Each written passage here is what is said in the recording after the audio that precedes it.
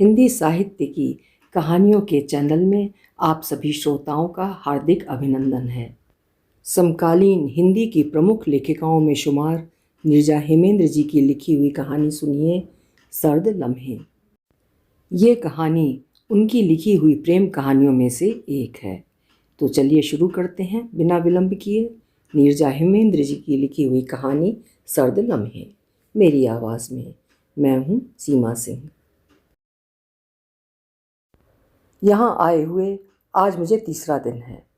इन 3 दिनों में अभी तक मैं एक बार भी इस शहर को देखने नहीं निकला हूँ। होटल के रूम से कॉरिडोर और लॉन तक ही सीमित हूँ। यद्यपि ये पहाड़ी शहर प्रारंभ से ही मुझे पसंद रहा है। यहाँ की आबो हवा, मौसम, लोगों का रहन सहन, संस्कृति, सब कुछ हमेशा मुझे आकर्षित करता रहा है। मैं यहाँ का निवासी नहीं। इस शहर के आकर्षण में प्रतिवर्ष कानपुर से एक बार आना इस शहर के प्रति मेरे लगाव को प्रदर्शित करने के लिए कम तो नहीं। जीवन के 16 वर्ष कम तो नहीं होते, वो भी दिसंबर की हल्की ठंड में यहाँ न जाने क्यों आता हूँ, जबकि यहाँ आने का सबसे अच्छा मौसम गर्मियों का होता है। विगत 16 वर्षों से न जाने क्यों, न मैं जानता हूँ क्यों, आज मैं अपने आने के कारण को और विगत स्मृतियों को पुनः जी लेना चाहता हूँ। शाम का समय है। दूर दूर तक फैले हुए चीड़ के वृक्ष हवा के हल्के झोंकों के संग लहरा रहे हैं। बाहर रूही के फाये सी बर्फ लगातार झर रही है। ऐसा प्रतीत हो रहा है कि सामने प्रकृति ने झीना सा मलमल का पर्दा टांग दिया हो। देखते देखते कुछ क्षणों में सामने का पूरा परिदृश्य बर्फ से ढक गया। चीड़ के पत्तों पर बर्फ यूं ठहर गई मानो किसी के आने की प्रतीक्षा कर रही हो। प्रतीक्षा? हाँ, प्रतीक्षा ही कर रही है, और प्रतीक्षा करते करते उदासी की श्वेत चादर लपेट कर सो गई हो जैसे। आज से 16 वर्ष पूर्व अंतिम बार मैं उससे यहीं इन्हीं बर्फीली चीड़ों के सुहाने मौसम में मिला था। विगत 3 वर्षों से लगातार मिलने का क्रम उस दिसंबर पुनः मिलने के वादे के साथ हमने समाप्त किया था। नूपुर, हाँ यही नाम बताया था उसने जब शिमला के एक मॉल में घूमते हुए वो मुझे मिली थी। मैंने देखा कि एक लड़की मॉल के एक्सीलेटर से नीचे उतर रही है। उसकी उम्र यही कोई 19-20 वर्ष के आसपास रही होगी। उसके दोनों हाथों में सामानों से भरे थैले थे। उस समय मैं भी एस्केलेटर से नीचे आ रहा था। गलती मेरी थी कि मैं एस्केलेटर की सीढ़ियों से चलते चलते उतर रहा था। नीचे फ्लोर तक पहुँचते पहुँचते मैं उस लड़की से टकरा गया। उसके हाथों से छूटकर थैले नीचे गिर गए। वो लड़की क्रोध से मुझे घूरने लगी थी। सॉरी बोलते हुए मैंने उसके बिखरे सामान को उठाया, उसके हाथों में पकड़ा कर आगे बढ़ गया। मेरे जीवन की एक खूबसूरत घटना कुछ कुछ फिल्मी स्टाइल में घटित हुई। मैं आगे बढ़ रहा था, किंतु प्रतीत हो रहा था कि वो अभी तक क्रोध से मुझे घूर रही है और उसकी आंखें मेरी पीठ से चिपकी हुई हैं। यही पहली बार थोड़ा सा परिचय था मेरा नूपुर से। उसी दिन मैं उसकी सादगी में छिपे असीमित सौंदर्य में उलझ गया था। अभी तक मुझे उसका नाम नहीं पता था, किंतु जानने की प्रबल उत्कंठा जागृत हो गई थी। उसका नाम भी अवश्य उसी की भांति आकर्षक होगा। उसके क्रोध में भी मेरे मन में उसके प्रति जो प्रेम उत्पन्न हुआ था, उसकी गहराई को मैंने उस समय जान लिया था। उस समय कानपुर से पहली बार मैं शिमला घूमने आया था। मैं यहाँ एक टूरिस्ट होटल में रुका था। मात्र 4 दिनों का ही प्रोग्राम था मेरा वहाँ रुकने का। उन 4 दिनों में प्रतिदिन इसी इच्छा से मैं घूमने निकलता था कि उसे दोबारा देख सकूं।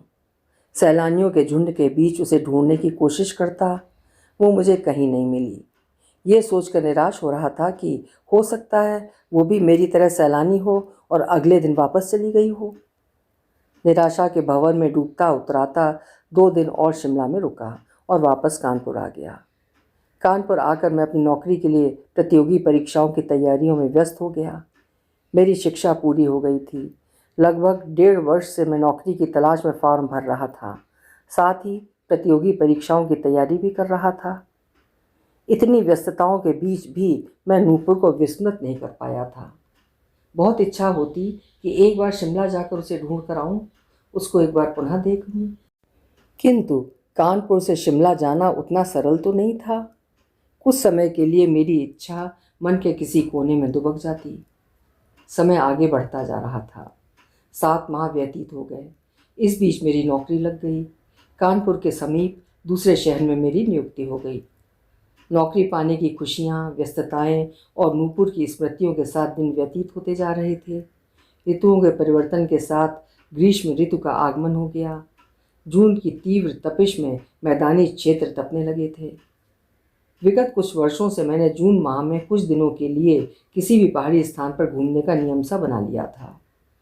कुछ दिनों के लिए मैं किसी भी पहाड़ी स्थान पर घूमने चला जाता था।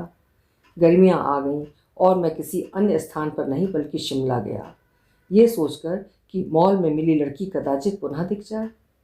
हो सकता हो कि वो भी मुझे विस्मृत न कर पाई हो। उसने भी इस बार घर वालों से कहकर शिमला घूमने का कार्यक्रम बनाया हो। कितनी बेवकूफ़ी भरी सोच थी मेरी। ये कैसे हो सकता था कि उस लड़की ने कहा हो और उसका परिवार उसे लेकर शिमला चल पड़ा हो, या कि क्रोध से देखने वाली ये लड़की मुझसे मिलने की इच्छा लिए शिमला चली आएगी। अपनी बेवकूफ़ी भरी सोच के साथ 1 सप्ताह के लिए मैं शिमला में था। दर्शनीय स्थलों की सैर करते करते मैं घूम रहे सैलानियों में देख लेता कि कहीं इनमें वो लड़की भी तो नहीं है, जबकि मैं जानता था कि ये कैसे हो सकता है कि 1 वर्ष पूर्व कुछ क्षणों के लिए दिखी वो लड़की इस बार भी मिल जाएगी। उसे ढूंढते ढूंढते 3 दिन व्यतीत हो गए, मेरे बहुमूल्य 3 दिन। इन 3 दिनों में मैंने शिमला के किसी भी दर्शनीय स्थल को ठीक से नहीं देखा। यद्यपि गया और घूमा भी, किंतु दृष्टि उसे ही ढूंढती रही। चौथे दिन मैं घूमने के लिए निकला और शहर के मुख्य बाजार की ओर निकल गया। ये एक भीड़ भाड़ वाला बाजार था। यहाँ पर बहुतायत में लोग आते जाते रहते हैं। निराशा का दामन थामे मैं धीमे धीमे यूं ही बाजार में टहलने लगा। सामने ग्रोसरी की दुकान पर ये तो वही लड़की है। सहसा मेरी दृष्टि सामने दुकान से सामान ले रही लड़की पर पड़ी और मैं बुदबुदा उठा। हाँ, सामने दुकान में वही लड़की थी। मैं उस दुकान की ओर बढ़ चला। मैंने देखा कि लड़की तो रसोई में रोज़मर्रा प्रयोग होने वाली कुछ चीज़ें ले रही थी। ये चीज़ें तो पर्यटक नहीं लेते, वे तो घूमने आते हैं और होटल रेस्टोरेंट में ही भोजन करते हैं। तो क्या ये लड़की यहीं की रहने वाली है?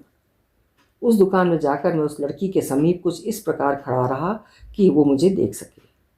उसने मुझे देखा।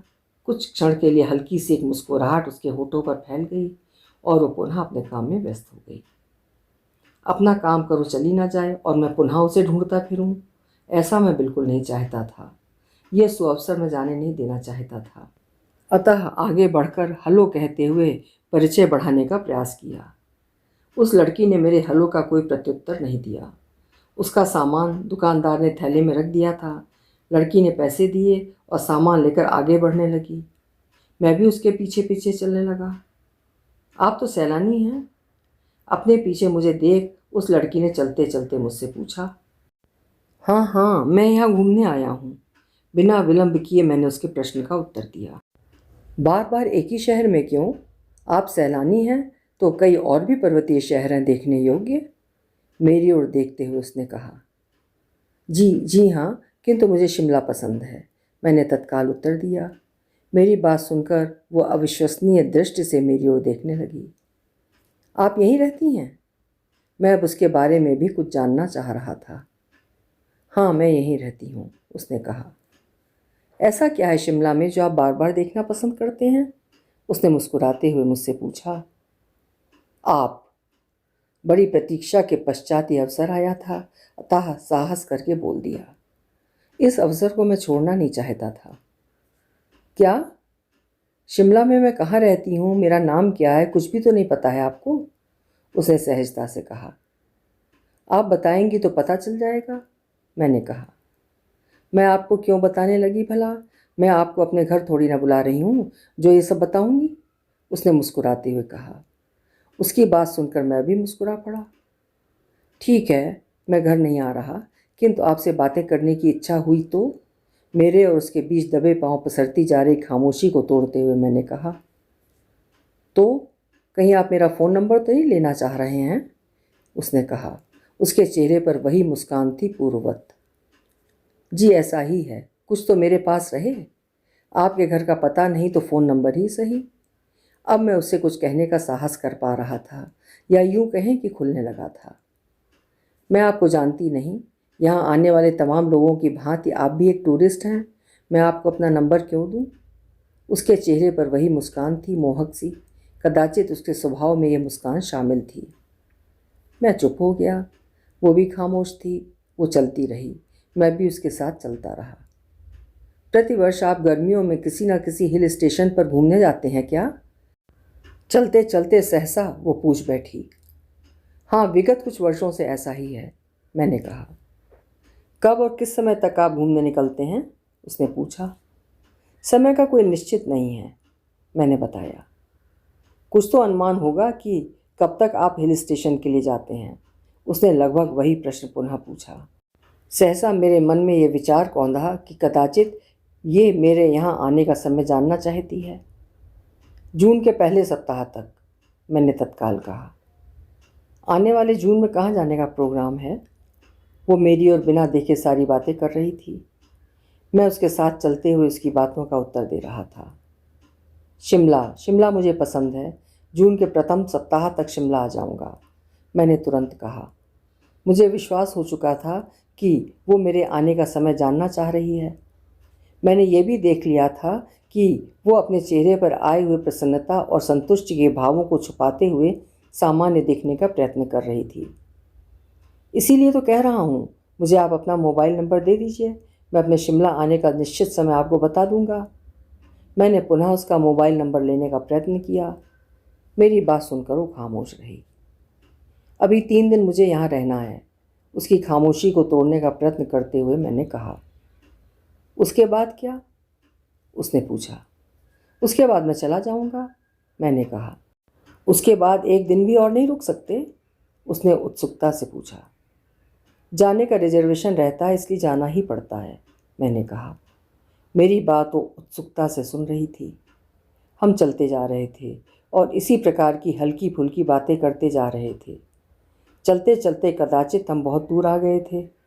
मैं सैलानी ठहरा, मुझे तो घूमना फिरना ही था, किंतु उसने बताया कि उसका घर बहुत पीछे छूट गया था। वो कुछ परेशान दिखी।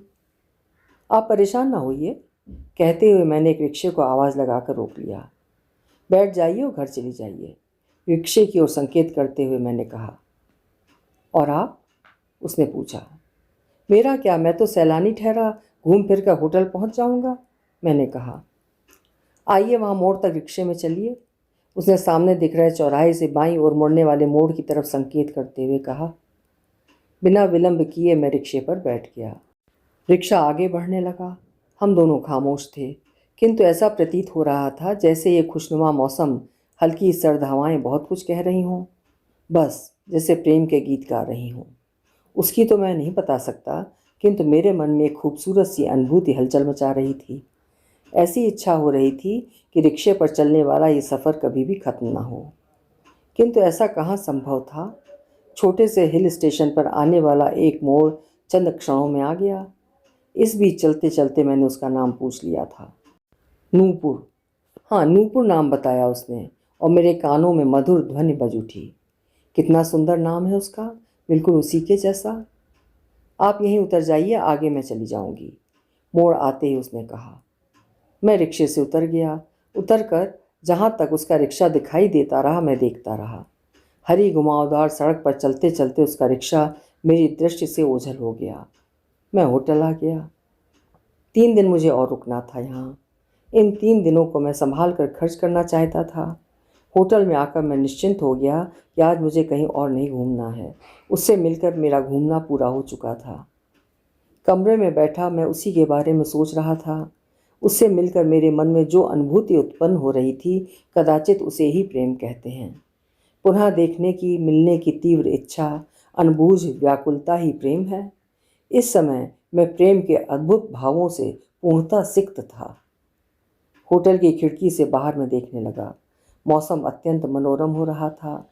सामने दूर दूर तक खड़े चीड़ के वृक्ष किसी प्रेमी की भांति मस्त होकर धीरे धीरे हवा में लहरा रहे थे। हरे पहाड़ों से अटखेलियाँ करते श्वेत श्याम बादल के टुकड़े किसी खूबसूरत पक्षी की भांति उड़ रहे थे। मुझे बारिश की संभावना लग रही थी। मैं खिड़की के पास कुर्सी खींचकर बैठ गया तथा बाहर देखने लगा। कॉफ़ी पीने की इच्छा हो रही थी। फ़ोन कर होटल के बैरे को एक प्याला कॉफ़ी लाने के लिए बोल दिया। खिड़की के पास बैठा मैं सोचने लगा कि आखिर नूपुर में मुझे ऐसा क्या दिखा जो मेरे मन में उसके लिए असीमित आकर्षण उत्पन्न हो गया। मैं कानपुर में रहता हूँ। कानपुर कोई छोटा शहर तो नहीं। वहाँ किसी युवती को देखकर मेरे मन में ऐसी अनुभूति कभी क्यों नहीं उत्पन्न हुई। नूपुर में ऐसा क्या है? उसका वाह सौंदर्य, उसकी खूबसूरत आँखें, मासूम चेहरा व मन की सरलता। किसी एक विशेषता ने तो नहीं बल्कि उसके पूरे व्यक्तित्व ने मुझे प्रभावित किया होगा। कुछ तो ऐसा होगा जो अन्य लड़कियों से भिन्न है। नूपुर मेरे लिए सबसे अलग है। उसके बाह्य सौंदर्य ने नहीं, उसके आंतरिक सौंदर्य ने मुझे प्रभावित किया है, बल्कि उसके समग्र सौंदर्य ने। मैं जीवन भर उसके साथ चलना चाहता हूँ। साहब कॉफ़ी। दरवाजे पर नॉक करके बैरा कॉफ़ी लेकर सामने खड़ा था। हाँ आओ। मैंने उसे भीतर आने का संकेत किया। सामने स्टूल पर कॉफ़ी रखकर बैरा चला गया। मैं इत्मीनान से कॉफ़ी पीने लगा। बाहर हल्की बारिश शुरू हो चुकी थी। बारिश और कॉफ़ी का कॉम्बिनेशन सचमुच अत्यंत आनंददायक था। अगले दिन मैं शीघ्र तैयार होकर होटल से निकल आया। जाना कहाँ था कुछ पता नहीं। देर तक इधर उधर टहलता रहा। नूपुर से मिलने की तीव्र इच्छा हो रही थी, किंतु कैसे? नूपुर कहाँ मिलेगी ये तो उसने बताया नहीं था। मैंने पूछा भी तो उसने हंसकर टाल दिया। उसका कोई कांटेक्ट नंबर भी मेरे पास नहीं था। कुछ देर इधर उधर टहलने के पश्चात मैं उसी मॉल की ओर चल पड़ा जहाँ नूपुर कल मिली थी। मैं सुखद आश्चर्य से भर गया जब मैंने देखा कि मॉल के प्रांगण में नूपुर मेरी प्रतीक्षा कर रही थी। मेरे कदम नूपुर की ओर बढ़ चले। कहाँ थे? मैं कब से आपकी प्रतीक्षा कर रही हूँ। आते ही नूपुर ने शिकायती लहजे में कहा। तुमने कल बताया ही नहीं था कि आज इस समय तुम यहाँ मेरी प्रतीक्षा करोगी। मैंने कहा। अब हर चीज़ बतानी पड़ेगी क्या? कहकर नूपुर चुप हो गई। मुझसे गलती हो गई, ये मुझे स्वतः समझना चाहिए, किंतु तुम्हारा मोबाइल नंबर तो मैं स्वतः नहीं जान पाऊंगा, वो तो तुम्हें बताना ही पड़ेगा। मुस्कुराते हुए मैंने नूपुर से कहा। मैं नहीं बताऊंगी, आप मुझे अपना नंबर दे दीजिए, नूपुर ने कहा। एक ही बात है, तुमने मुझसे मेरा नंबर मांगा ही नहीं, ना अपना ही दिया, कहकर मैं अपना मोबाइल नंबर नूपुर को बताने लगा। रुकिए रुकिए, मैं अपना मोबाइल तो निकाल लूँ, कहकर नूपुर पर्स से अपना मोबाइल निकालने लगी। मैंने अपना नंबर बताया और नूपुर ने मेरा नंबर सुरक्षित कर लिया। मेरे मोबाइल पर कॉल कर दो, मैंने अनुरोध भरे स्वर में कहा। ट्रिंग ट्रिंग ट्रिंग। कुछ देर तक नूपुर मेरी ओर देखती रही। मेरे ऊपर मानो विश्वास कर घंटी बजा दी। हम दोनों एक साथ हंस पड़े। ट्रिंग ट्रिंग ट्रिंग। मेरे कानों में हजारों घंटियों के सुरीले स्वर एक साथ बज उठे। ऐसा प्रतीत हो रहा था मेरे चारों ओर भोर की रजनीगंधा झर झर झर झरने लगी हो। ये क्या हो गया है मुझे? मेरे शहर से इतनी दूर अनजाने लोगों के बीच एक अनजानी सी लड़की मुझे मिलती है। मुझे उससे अथाह प्रेम हो जाता है। प्रेम की मादक अनुभूति से मैं सम्मोहित हो जाता हूँ। मैं नूपुर के साथ देर तक घूमता रहा, यही कोई 2 घंटे तक। नूपुर जहाँ कहती मैं चल देता। न जाने कौन कौन सी खूबसूरत जगहें दिखाई उसने, मुझे कुछ स्मरण नहीं। बस मैं इतना जानना चाहता हूँ कि उसके साथ देखी सभी वो जगहें खूबसूरत थीं जहाँ जहाँ वो मुझे लेकर गई। 2 दिन अभी और शेष थे मेरे पास इस शहर में। इन दोनों दिनों में मैं नूपुर के साथ घूमता रहा, समय व्यतीत किया। अंतिम तीसरे दिन की ढलती सांझ का सौंदर्य मैंने नूपुर के साथ देखा। ओहो, कितनी खूबसूरत सांझ! हरे पहाड़ों के पीछे सतरंगी किरणें बिखेरता सूर्य धीरे धीरे चीड़ के वृक्षों के पीछे ढल रहा था। मानो अपनी सांझ रूपी प्रेयसी को छोड़कर जाने की उसकी इच्छा नहीं हो रही थी, कुछ कुछ मेरी तरह। अगले दिन मैं शिमला से चला आया। नूपुर को मन में बसाए हुए दिन व्यतीत हो रहे थे। एक शाम मन अत्यंत व्याकुल हो उठा। मैंने नूपुर का नंबर मिला दिया, फ़ोन नहीं उठा। दूसरा नंबर मिलाने का मुझ में साहस ना था। ये सोचकर भी कि कोई अनजान व्यक्ति किसी लड़की को फ़ोन करे तो उसके परिवार में लड़की के प्रति गलत धारणा बन जाती है। नूपुर जैसी अच्छी सरल लड़की की छवि मैं उसके घर वालों की दृष्टि में खराब नहीं करना चाहता था। शनैः शनैः समय व्यतीत हो रहा था। नवंबर माह समाप्ति की ओर था। मेरी तीव्र इच्छा नूपुर को देखने की, उससे मिलने की हो रही थी। उसे देखे बिना एक एक क्षण व्यतीत होना कठिन लग रहा था। अंततः दिसंबर के अंतिम सप्ताह में शिमला जाने के लिए मैंने रिजर्वेशन करा लिया। अपना कार्यक्रम मैंने इस प्रकार बनाया था कि नव वर्ष के 2 दिन मैं शिमला में रह सकूं। तय समय पर मैं शिमला में पहुंच गया। वो सर्दियां मेरे जीवन की खूबसूरत सर्दियां थीं। शिमला पहुंचकर मैंने नूपुर को फ़ोन मिला दिया। आशा के विपरीत नूपुर ने फ़ोन उठा लिया। कहाँ हो? नूपुर ने सीधे मुझसे प्रश्न पूछा। यहीं शिमला में, होटल में, मैंने कहा। मेरी बात सुनकर नूपुर चुप रही। उसकी धड़कनों की आवाज़ में महसूस कर रहा था। आधे घंटे में मॉल की तरफ मैं मिलता हूँ। नूपुर के खामोश शब्दों को मैंने पढ़ लिया था। नूपुर ने फ़ोन रख दिया, बोली कुछ नहीं। मैं नूपुर को समझने लगा था। उसकी खामोशी को पढ़ना आ गया था। शीघ्रता से तैयार होकर मैं मॉल की ओर निकल गया। आधे घंटे से पहले ही मैं वहाँ पहुँच जाना चाहता था ताकि नूपुर को मेरी प्रतीक्षा न करनी पड़े। तीव्र कदमों से मैं मॉल की तरफ चला जा रहा था। शिमला की सर्दियाँ, उफ़ कितनी सर्द, किंतु सर्दियों का मौसम बहुत ही खूबसूरत। कोहरे से छनकर आती रेशमी धूप, चीड़ के झूमते पत्तों पर पड़ी बर्फ़ को स्पर्श कर आती ठंडी हवाएं, सब कुछ अत्यंत मनोरम था।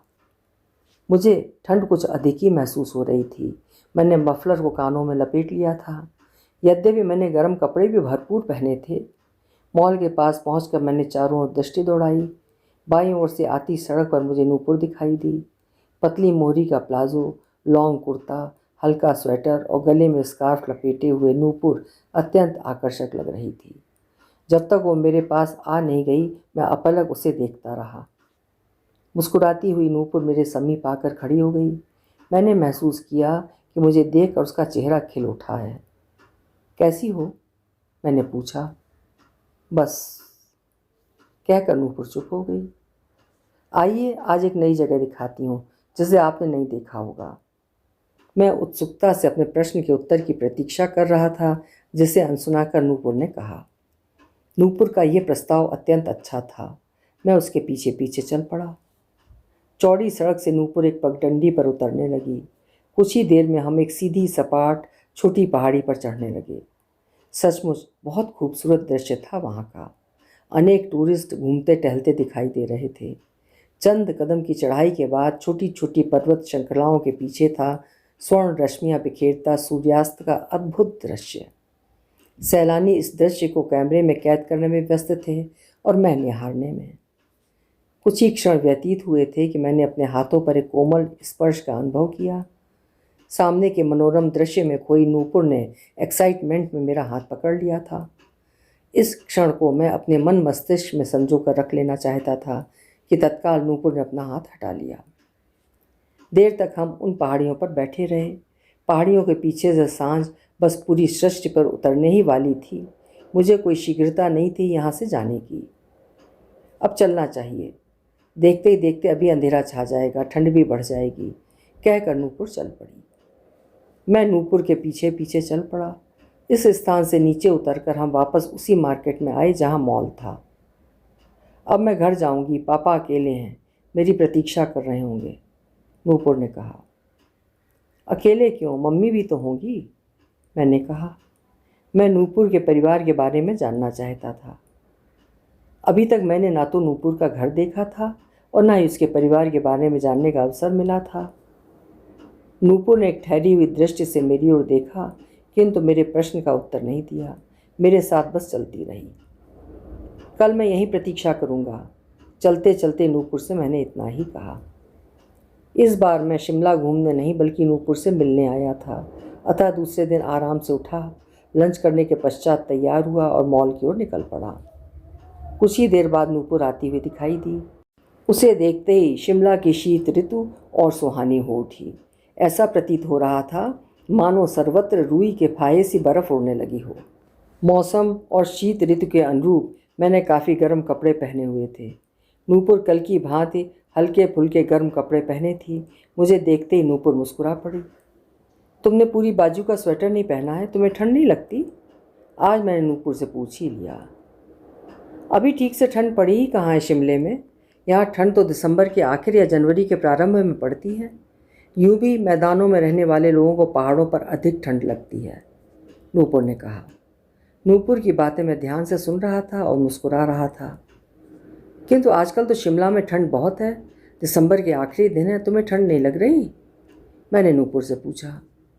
थोड़ी थोड़ी, नूपुर ने कहा। आओ कॉफ़ी पीते हैं, मैंने सामने छोटे से रेस्टोरेंट की ओर संकेत करते हुए कहा। यहाँ नहीं, चलिए मैं आपको ले चलती हूँ, नूपुर ने कहा। वो आगे बढ़ने लगी, मैं भी नूपुर के साथ चलने लगा। चंद कदम चलने के पश्चात हम मुख्य बाजार से बाहर आ गए। खूबसूरत कॉटेज नुमा घरों की श्रृंखला तथा सेब के बागों से होती हुई नूपुर आगे बढ़ने लगी। यूँ तो शिमला एक खूबसूरत पर्वतीय स्थल है, यहाँ की हर जगह मनोरम है, किंतु ये स्थान जहाँ नूपुर मुझे लेकर आई है अत्यंत खूबसूरत है। कई बार शिमला आ चुका हूँ, किंतु ये स्थान पहली बार देख रहा था। सम्मोहित सा मैं नूपुर के साथ चलता जा रहा था। सामने खूबसूरत हरियाली से घिरे एक रेस्तरां के सामने नूपुर खड़ी थी। आइए, नूपुर ने कहा। नूपुर के साथ मैं रेस्तरां में चला गया।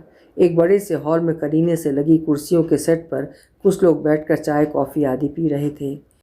हॉल के एक कोने में लगी कुर्सी पर मैं और नूपुर बैठ गए। हॉल के भीतर की प्राकृतिक सजावट बहुत आकर्षक थी। यहाँ मैं पहली बार आया हूँ, बहुत खूबसूरत जगह है, मैंने नूपुर से कहा। शिमला में अनेक ऐसी खूबसूरत जगहें हैं जहाँ सभी सैलानी नहीं पहुँच पाते, नूपुर ने कहा। कुछ ही क्षणों में बेरा आ गया। मैंने 2 कप कॉफ़ी ऑर्डर किया। यहाँ का वातावरण शांत था। मुझे ये स्थान बहुत अच्छा लगा। मेरी इच्छा नूपुर के परिवार के बारे में जानने की हो रही थी। आज मैं नूपुर से उसके परिवार के बारे में थोड़ा बहुत जान लेना चाहता था। तुम्हारे घर में और कौन कौन है नूपुर? मैंने नूपुर की ओर देखते हुए कहा। मेरी बात सुनकर नूपुर मेरी ओर देखने लगी। साहब कॉफ़ी, टेबल पर कॉफ़ी रखते हुए बेरे ने कहा। कॉफ़ी का एक प्याला मैंने नूपुर की ओर बढ़ा दिया तथा दूसरा अपने सामने रख लिया। नूपुर खामोश थी। न जाने क्यों मुझे प्रतीत हुआ कि उसकी खामोशी में भी बहुत कुछ छुपा था। बताओ नूपुर, मैंने पूछा। मेरे घर में मेरे पापा के अतिरिक्त और कोई नहीं है। नूपुर का खिला चेहरा मुरझा चुका था। ओह, तो माँ? मैं भी इतना ही बोल पाया था कि तब मैं 8-9 वर्ष की थी। हम 3 भाई बहन थे। उस वर्ष बहुत बारिश हुई थी। तब हम शिमला में नहीं बल्कि यहाँ से 10-12 किलोमीटर दूर एक गांव में रहते थे, नूपुर बताती जा रही थी। एक छोटा सा सेब का बाग था हमारा। माँ गर्म कपड़े, टोपियाँ, स्वेटर आदि बुनती थीं। यही हमारी रोजी रोटी का माध्यम था। हम बहुत प्रसन्न रहते थे। जीवन में कोई कमी नहीं थी, कहकर नूपुर चुप हो गई। मैंने देखा उसकी आंखें डबडबा गई थीं। मैं चुप हो गया। अब मैं ऐसी कोई बात नहीं पूछना चाहता था कि जिससे नूपुर को कोई पीड़ा हो। रात का समय था। उस समय बहुत बारिश हो रही थी। उस पूरे सप्ताह ही बहुत पानी बरसा था। पापा घर के बाहरी कमरे में थे। मैं और अन्य भाई बहन माँ के साथ पीछे के कमरे में थे। बारिश के शोर के साथ बिजली कड़की, एक जोर की आवाज़ हुई और मेरा पुराना मकान भरभरा कर गिर गया। आगे क्या हुआ मुझे कुछ होश नहीं था। जब होश आया तो मैं घर के बाहर एक खुले मैदान में लेटी थी। मेरे पास पापा बैठे थे, अत्यंत दुखी और मायूस। पापा को मैंने पहली बार इस तरह देखा था। मैंने अपने घर की ओर देखा जो मलबे में तब्दील हो चुका था। मैंने चारों ओर दृष्टि घुमाई। मेरे माँ भाई बहन कहीं नहीं दिख रहे थे। मुझे चारों ओर कुछ ढूंढते देख पापा रोने लगे। वे समझ गए थे कि मैं माँ और अपने भाई बहनों को ढूंढ रही हूँ। पापा को रोते देख मैं सब कुछ समझ गई। फिर आज तक मैंने पापा से कुछ नहीं पूछा। कुछ दिनों तक, यही कोई महीने भर तक, हम अपने एक परिचित के घर में रहे। इस बीच पापा ने थोड़े से पैसों में अपना सेब का बाग बेच दिया और हम यहाँ चले आए। उन्हीं पैसों से पापा ने एक कमरे का छोटा सा घर लिया और उसी में बाहर छोटी सी दुकान खोल ली। दुकान ही हमारी जीविकोपार्जन का साधन है। पापा बूढ़े हो गए हैं। उन्हें उम्र ने कम, दुखों ने अधिक बूढ़ा बना दिया है। आज मुझे नूपुर की खामोशी और उदासी का कारण समझ में आ गया था। अभी मुझे 4 दिन और यहाँ रुकना था। ये समय मैं नूपुर के सानिध्य में व्यतीत करना चाहता था। मैं उसके सभी दुख ले लेना चाहता था। उसके चेहरे पर बस मुस्कुराहट देखना चाहता था और कुछ भी नहीं। रेस्टोरेंट में बैठे बैठे हमें काफ़ी समय हो गया था। मुझे भूख लग रही थी। नूपुर ने स्वयं को संभाल लिया था। मैंने पुनः कुछ स्नैक्स और कॉफ़ी का ऑर्डर कर दिया। मेरे और नूपुर के बीच भीगी हुई खामोशी पसरी थी। कुछ ही देर में बेरा स्नैक्स लेकर आ गया। मेरी इच्छा कुछ भी खाने की नहीं हो रही है, कॉफ़ी पी लूँगी, नूपुर ने कहा। मेरे बहुत आग्रह करने पर नूपुर ने कुछ स्नैक्स ले लिए। कुछ देर और बैठने के पश्चात हम रेस्टोरेंट के बाहर निकल आए। बाहर आसमान पर बादलों के छोटे छोटे टुकड़े तैर रहे थे। मौसम कुछ और सर्द हो उठा था। लग रहा है बारिश होगी, मैंने नूपुर से कहा। बर्फ़बारी भी हो सकती है, नूपुर बोली। तुम्हें कैसे पता चला? नूपुर का अनुमान सुनकर मैं मुस्कुरा पड़ा। जब सर्दी बढ़ जाती है तब पहाड़ों पर बादलों से पानी नहीं सिर्फ बर्फ़ बरसती है, ये तो सभी को पता है, नूपुर ने कहा। नूपुर के भोलेपन पर मैं मुस्कुरा पड़ा। घूमते हुए हम वापस शिमला के मुख्य बाजार में आ गए। अब मैं जा रही हूँ, नूपुर ने कहा।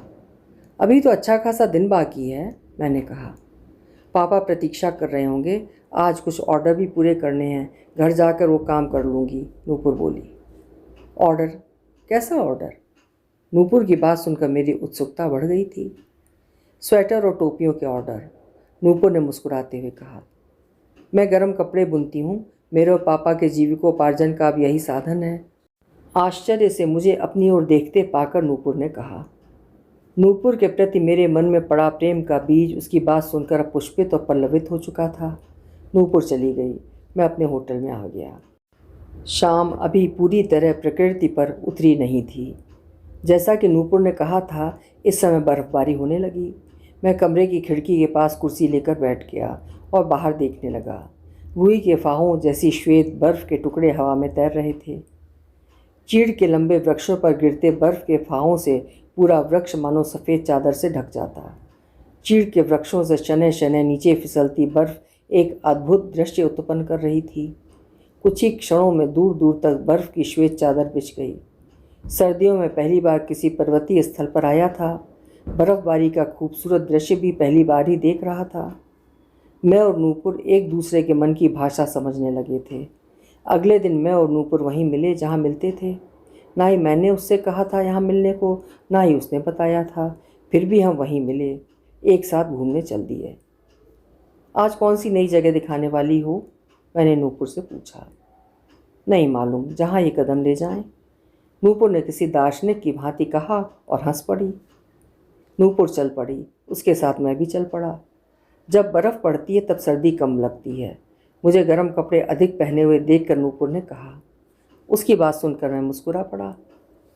जब बर्फ़ पिघलेगी तब खूब सर्दी पड़ेगी, तब शिमला के लोग पूरी तरह गर्म कपड़ों में आ जाएंगे। मुझे मुस्कुराते देखकर नूपुर बोली। बोलकर मैं नूपुर के साथ चलता जा रहा था। नूपुर आज मुझे एक नए और खूबसूरत स्थान पर लेकर गई थी। इसी प्रकार मेरे और 2 दिन नूपुर के साथ घूमते हुए व्यतीत हो गए। मेरी छुट्टियां ख़त्म हो गई थीं। आज अंतिम दिन शेष था मेरे पास। मैं नूपुर को अपना जीवन साथी बनाना चाहता हूँ, ये बात मैं आज उससे कह देना चाहता था। यदि नूपुर अपने पापा से मिलकर बात करने के लिए कहेगी तो मैं मिलकर नूपुर का हाथ उनसे मांग लूँगा। तय स्थान पर नूपुर मुझसे मिलने आई। चलते चलते मैं और नूपुर बातें करते जा रहे थे। नूपुर, मैं तुमसे विवाह करना चाहता हूँ। अपने मन की बात मैंने नूपुर से बता दी। मेरी बात सुनकर नूपुर मेरी ओर देखने लगी। विवाह? कुछ क्षण रुक कर नूपुर ने कहा। हाँ, मैं तुमसे प्रेम करता हूँ। शिमला में मैं यूं ही समय व्यतीत करने नहीं आ रहा हूँ, तुम्हारे लिए ही मैं यहाँ आ रहा हूँ, मैंने मुस्कुराते हुए नूपुर से कहा। मेरी बात सुनकर नूपुर खामोश हो गई। तो क्या तुम मुझसे प्रेम नहीं करती हो? नूपुर को खामोश देखकर मैंने कहा। नूपुर ने संक्षिप्त सा उत्तर दिया। मैं तुमसे विवाह करना चाहता हूँ नूपुर, मैंने पुनः नूपुर से कहा। हम दोनों एक दूसरे का हाथ पकड़कर देर तक यूं ही घूमते रहे। मेरे साथ अनेक समस्याएं हैं। मेरे पिता हैं जिनका एकमात्र सहारा मैं हूँ। आप बताइए, अपनी समस्याओं को अपने साथ लेकर मैं कहाँ जाऊँ? सिर झुकाए हुए नूपुर ने कहा। मैंने सोचा कि समस्या तो है नूपुर के साथ, इसका समाधान भी मुझे निकालना चाहिए। पापा की देखभाल के लिए एक सेवक रख देंगे। समय समय पर हम लोग भी पापा की देखभाल के लिए आते रहेंगे। जब इच्छा होगी पापा भी हमारे पास आते रहेंगे। बोलो नूपुर। मेरी बात सुनकर नूपुर खामोश थी। बोलो नूपुर, यदि तुम कहोगी तो पापा को भी हम साथ में रख लेंगे, वो हम लोगों के साथ रहेंगे कानपुर में, जैसा तुम कहो नूपुर। मैंने नूपुर से कहा। वो मेरी बात ध्यान से सुन रही थी किंतु चुप थी। उसकी खामोशी मुझे भीतर तक तोड़ रही थी। बोलो नूपुर, कुछ तो बोलो। कल मैं चला जाऊंगा, तुमसे अपने प्रश्नों के उत्तर के लिए बिना मैं कैसे जा पाऊंगा? नूपुर को खामोश देख मैंने कहा। इसके लिए पापा से बात करनी होगी, नूपुर ने कहा। चलो आज ही बात कर लेता हूँ, कल की ट्रेन में मेरा रिजर्वेशन है, मैंने कहा। मैं नूपुर के साथ उसके घर गया। घर यद्यपि छोटा सा था किंतु नूपुर ने उसे अत्यंत सुघड़ता से सजाया था। बाहरी कक्ष में ही कोने में पड़े तख्त पर कुछ गर्म वस्त्र तय करके करीने से रखे थे। उनमें कुछ बने थे तो कुछ अधबने। कदाचित नूपुर ने उन वस्त्रों को बेचने के लिए तैयार किया था। उसी कमरे में एक और दो कुर्सियां और एक छोटी सी मेज रखी थी। नूपुर ने मुझे कुर्सी पर बैठने का संकेत किया। मैं कुर्सी पर बैठ गया। नूपुर रसोई में चली गई। रसोई में बर्तनों के खटकने की आवाज़ से प्रतीत हो रहा था कि पहले से रसोई में कोई है। पापा, आप क्यों आए हैं यहाँ? मैं आकर चाय बना देती। अभी तो आपका चाय पीने का समय नहीं हुआ है, आप चलकर बैठिए, नूपुर की आवाज़ थी। कुछ ही क्षणों में एक वृद्ध व्यक्ति का हाथ पकड़े हुए नूपुर रसोई से बाहर आती दिखाई दी। वही कदाचित नूपुर के पिता थे। नूपुर के पिता एक लाठी के सहारे चल रहे थे। झुर्रियों भरा मुस्कुराता चेहरा, झुकी हुई कमर। वे नूपुर के साथ आकर तख्त पर बैठ गए। नूपुर भी उनके पास बैठ गई। ये मेरे पापा हैं, नूपुर ने उनसे परिचय करवाया। पापा, ये दीपांशु हैं, अपने पापा से मेरा परिचय करवाते हुए नूपुर ने कहा। अच्छा, कहकर नूपुर के पापा आश्चर्य से मेरी ओर देख रहे थे। पापा, ये कानपुर से यहाँ आए हैं, सैलानी हैं। आश्चर्य से मेरी ओर अपने पापा को देखते हुए देखा तो नूपुर ने कहा, आप बैठिए, मैं चाय बना कर लाती हूँ। कहते हुए नूपुर रसोई की ओर चली गई। मैं चुप था। नूपुर के पापा भी चुपचाप बैठे थे, बस मुझे देखकर मुस्कुराए जा रहे थे। लगभग 5 मिनट व्यतीत हुए थे कि नूपुर एक ट्रे में 3 प्याले चाय लेकर आ गई। लीजिए पापा, कहते हुए एक प्याला उसने पापा की ओर बढ़ा दिया, एक प्याला मेरी ओर बढ़ा दिया। प्याला मैंने हाथों में लेकर तुरंत एक घूंट पी लिया। चाय बहुत ही अच्छी बनी थी। नूपुर के पापा चाय पीने में तल्लीन थे। कमरे में हम तीनों चुप थे। यदि आप अनुमति दें तो मैं नूपुर से विवाह करना चाहता हूँ। चाय का दूसरा घूंट भरते हुए मैंने नूपुर के पापा से कहा। मेरी बात सुनते ही नूपुर के पापा का मुस्कुराता हुआ चेहरा बुझ सा गया। अपना मोबाइल नंबर दे दो, फ़ोन से बताऊँगा। नूपुर के पापा ने मुझे उम्मीद भरी दृष्टि से अपनी ओर देखते हुए देखा तो कहा, नूपुर के पास मेरा नंबर है, मैंने कहा। ठीक है, नूपुर के पापा ने संक्षिप्त सा उत्तर दिया। कुछ देर और बैठने के पश्चात मैं चलने के लिए उठ खड़ा हुआ। नूपुर मुझे बाहर तक छोड़ने आई। फ़ोन से तुम मुझे बता देना, मैं गर्मियों में पुनः आऊँगा, नूपुर का हाथ अपने हाथों में लेते हुए मैंने कहा। मैं कानपुर आ गया।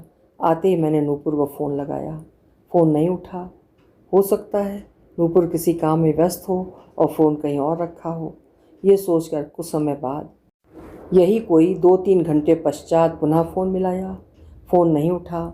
व्याकुल होकर उस दिन बार बार मैं नूपुर को फ़ोन करता रहा किंतु फ़ोन नहीं उठता।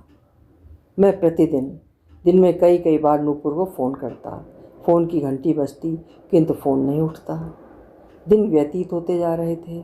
मैं नूपुर को फ़ोन करता रहता, उसके फ़ोन के आने की प्रतीक्षा करता, किंतु मेरा मन निराशाओं के गर्त में डूबता जा रहा था। ये सोचकर कि न जाने नूपुर के साथ क्या हुआ है। उसके पापा तो ठीक हैं। अनेक विचार मन में उठते। मैं विवश था। नई नौकरी थी। मेरे पास छुट्टियां भी अधिक नहीं थीं। कुछ थी भी तो गर्मियों में शिमला जाने के लिए बचा कर रखी थी। मैंने घर में सबको बता दिया था कि मैं शिमला में रहने वाली एक लड़की से प्रेम करता हूँ तथा उसी से ही विवाह करूँगा। धीरे धीरे समय व्यतीत होता जा रहा था। देखते देखते सर्दियाँ भी आ गईं। दिसंबर माह के अंत में 1 सप्ताह का अवकाश लेकर मैं शिमला गया। होटल में सामान रखने के पश्चात मैं सीधा नूपुर के घर गया। वहाँ जाकर मेरे पैरों तले की ज़मीन सरक गई। नूपुर के घर में तो ताला लगा था। बदहवास होकर मैं इधर उधर देखने लगा। कहाँ गए हैं ये लोग? कब तक आएंगे? कुछ पता नहीं। एक सप्ताह मैं होटल में रुका रहा। प्रतिदिन नूपुर के घर जाता, घर में ताला लगा देख कर वापस आ जाता। एक आध बार पड़ोसी घर के बाहर दिखे तो पूछने पर पता चला कि ये लोग अपने गांव चले गए हैं। गांव कहाँ है ये कोई नहीं बता सका। एक सप्ताह पश्चात मैं वापस कानपुर आ गया। घर में सबने नूपुर का हाल पूछा। सब जानना चाहते थे कि उसके घर वालों से क्या बात हुई। मेरी खामोशी व उदासी देखकर कदाचित वे सब कुछ समझ गए। 8 वर्ष हो गए हैं। नूपुर की तलाश में मैं प्रतिवर्ष सर्दियों में शिमला आता हूँ। जहाँ जहाँ मैं नूपुर के साथ घूमने गया था उन स्थानों पर जाकर मैं उसे ढूंढता हूँ कि कहीं तो मुझे नूपुर दिखाई दे। बस एक बार दिखाई दे जाए तो उससे पूछूं कि मैं उसके बिना जीवन कैसे काटूं। कदाचित नूपुर कोई मार्ग बता दे। मेरी व्याकुल दृष्टि हर वक्त उसे तलाशती है। एक नई आशा के साथ प्रतिवर्ष शिमला आता हूँ। मैं जानता हूँ कि नूपुर भी मुझसे असीमित प्रेम करती थी। आज भी दिन भर उसे तलाशने के पश्चात होटल के अपने कक्ष में आ गया। मन अत्यंत व्याकुल था। मैं खिड़की के बाहर देखने लगा। बाहर बर्फ़ गिर रही थी। अलमारी पर लगे शीशे पर सहसा मेरी दृष्टि पड़ी। मैंने स्वयं को देखा। बाहर गिर रही बर्फ़ की सफ़ेदी मेरे बालों में मौजूद थी। सच भी है, नूपुर की तलाश में समय का एक बड़ा हिस्सा आगे बढ़ चुका था। उम्र की सफ़ेदी बालों पर आ गई थी। सर्द होते जीवन के दिन फिसल कर पीछे छूटते जा रहे थे। बाहर दूर दूर तक फैले चीड़ के वृक्षों पर बर्फ़ गिरती और ठहर जाती, कदाचित मेरे प्रेम के ठहरे हुए पलों की भांति, किसी की प्रतीक्षा में। सर्द, सर्द और सर्द। अभी आप सुन रहे थे नीरजा हेमेंद्र जी की लिखी हुई एक प्रेम कहानी सर्द लम्हे, जो अधूरी ही रह गई, पूरी ना हो सकी और पाठकों और श्रोताओं के हृदय में एक कसक छोड़ गई। आशा है कहानी आपको पसंद आई होगी। पसंद आई हो तो कहानी को लाइक और शेयर करिएगा और आपसे अनुरोध है कि चैनल भी सब्सक्राइब कर लीजिएगा। कल फिर मिलते हैं। नमस्कार।